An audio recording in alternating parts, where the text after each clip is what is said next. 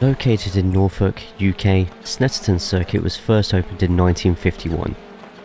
Built on a former World War II Royal Air Force field, the original circuit was constructed on the old runways and taxiways left, but the track has undergone many renovations and upgrades, with the most significant changes having been completed in 2011.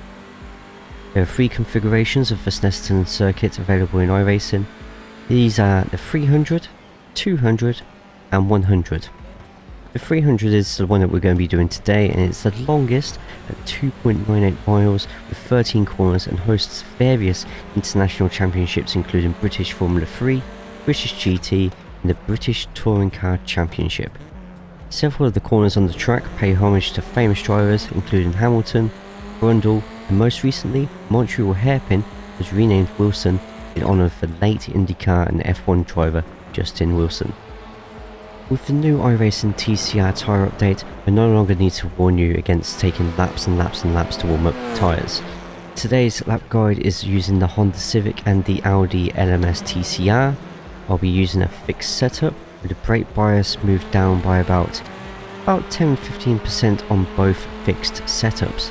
I prefer the brake bias to be a little bit lower percentage because it helps me turn the car more and manipulate oversteer. Of course, it's a personal preference, so set it to whatever you are most comfortable with. These basic track guides are aimed towards those new to TCR, new to whatever tracks the TCRs are racing on, or to those who just want a quick refresher course on braking points and whatever gears you want to be for those corners. You may use the timestamps in the video description below to skip to different parts of the video so you can get to exactly which bits you want to see. After a short message from the past me, crack on with the guide. Thank you for watching, and hopefully we'll see you on the track. Like the content? Throw the video a thumbs up, subscribe, turn on your notifications and share. Thumbs ups and likes help spread the video around the algorithm and recommends them to users similar to your amazing selves.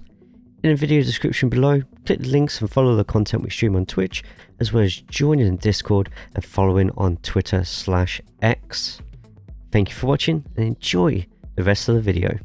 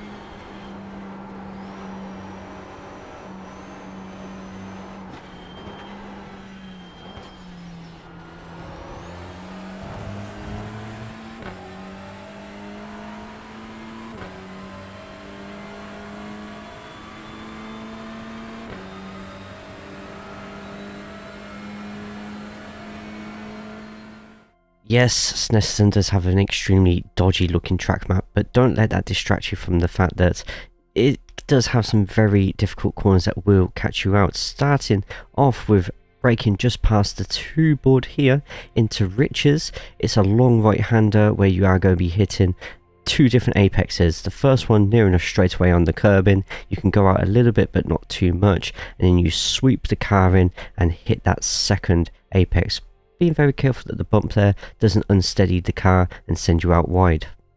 In between the 2 and 1 boards here, you want to be heavy on the brakes, getting down the gears as we approach Montreal, making sure that you're keeping nice and tight, patience with the throttle on the exit, and you're going to be finding lap 1, a lot of incidents are going to be happening there as all the cars start to bunch up.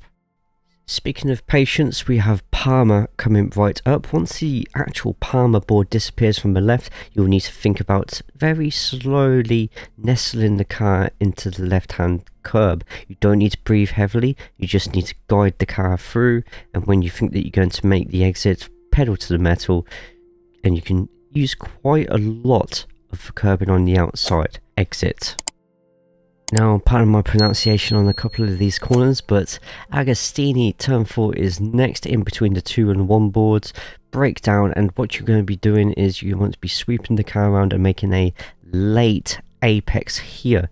This ensures that when you're accelerating out of the corner, you can try and get the car as straight as possible. Use the curb on the exit, and it will help you get a nice boost into the next corner, which is Hamilton. Laps 1 or 2, take Hamilton in 3rd gear. Once the tyres warm up, you can definitely, with a little dab of brakes, go into 4th and get across. Use plenty of the curb on the exit, but get to the left as soon as possible, because Argy's presents a little bit more of a challenge. You have to brake a lot earlier than you think. Just before the corner board on the left hand side, you can cut quite a bit of the inside curb, but not too much, because that does result in a slowdown, especially with the big straight coming up. You don't really want to be having many of those at all.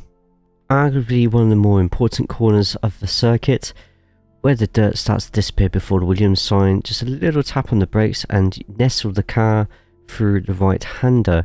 You can steadily apply more power before the marker on the apex of that corner, take plenty of the exit curbing, and be ready for a drag race down Bentley Straight.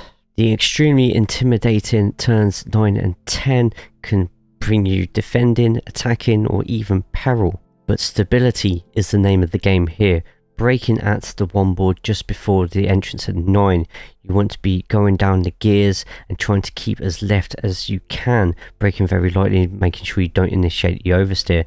When you feel that you have 10 opened up enough, you can sweep on through in 2nd gear and carry on your way, being very careful not to hit that sausage curb if you can help it. All you need is a slight lift at the worst named corner on the whole circuit, the bomb hole. Stop laughing. I said stop laughing. You can take a little bit of the curb on the outside, but not too much, as it will be an off track.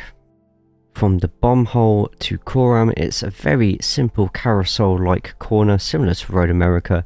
You just want to be keeping to the right hand side, feathering the throttle and the brake, making your way round. You are, however, going to be coming up to turn 13 Murray's, and what you want to be doing is looking at 2 sets of cones from the end, steadying the car on the right hand side, going down into 2nd gear, and same with the exit of turn 10 Nelson's. You want to be making sure you do not hit that sausage curb. Nice little bit of runoff here, give yourself a good exit, and you have completed a lap of Snetterton 300.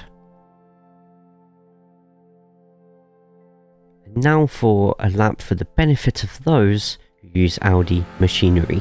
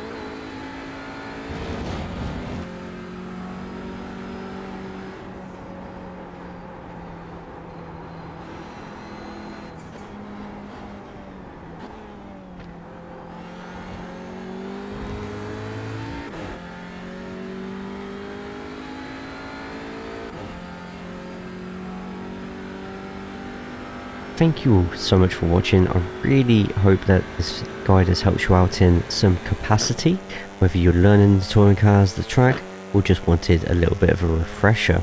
If you haven't already, feel free to thumbs up the video, subscribe to the channel, check out the links underneath in the video description, especially of all the discords and the leagues that you can run, and comment underneath what you're going to be running this week. Until then, I will see you all next video. Take care of yourself, but most importantly, please make sure you take care of each other.